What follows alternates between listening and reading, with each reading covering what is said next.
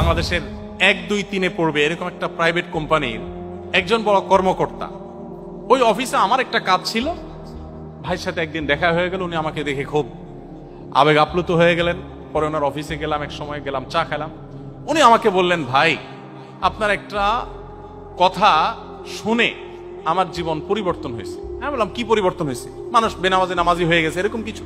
বলে, না ভাই, আমার এমন এক রোগ হয়েছে যে রোগ থেকে মুক্তির আপাত কোনো উপায় নাই। দেশে দেশের বাইরে বিভিন্ন জায়গায় চিকিৎসা করে আমি নিরুপায় হয়ে গেছি এবং নিরাশ হয়ে যাওয়ার পর্যায়ে চলে গেছি। সবাই বলে দিছে যে না, আপনারা সুস্থ হওয়ার কোনো সম্ভাবনা নাই, যে কদিন বেঁচে থাকেন ভালো মন্দ খান।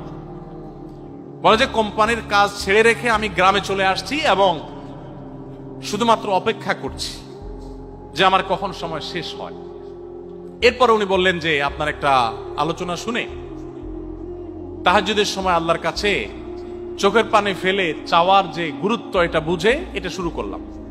উনি বলেন যে একদিন তাহাজ্জুদে উঠে অনেক কান্নাকাটি, অনেক দোয়া, অনেক নামাজ পড়ে সকালে উঠার পর আমার শরীরে সেই রোগটা জিরো, অর্থাৎ একেবারে শূন্যের কোঠায় পৌঁছে গেছে।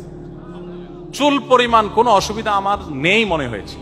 ওই ভাই এখনো বেঁচে আছেন, ঢাকায় কাজ করেন, মাঝে মধ্যে আমার সাথে যোগাযোগ হয়। সে ভাইটি আমাকে বললেন যে আমার শরীরে সেই থেকে আজও পর্যন্ত ওই রোগের কোনো আলামত আর একবারও আমি দেখিনি। এবং তিনি বললেন যে ভাই, আমি যে কোম্পানি ছেড়ে আমি গ্রামে চলে গেছিলাম, আবার সে কোম্পানিতে এসে আমি কাজ করছি। আল্লাহ আমাকে সুস্থ করে দিয়েছেন।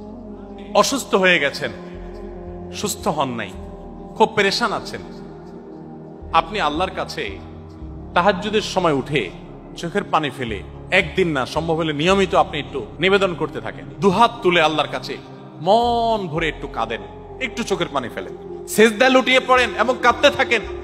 আল্লাহর শপথ, আমি নিজেও এই তাহাজ্জুদের দোয়ার সরাসরি এফেক্ট আমার জীবনে বহুবার দেখার সুযোগ হয়েছে।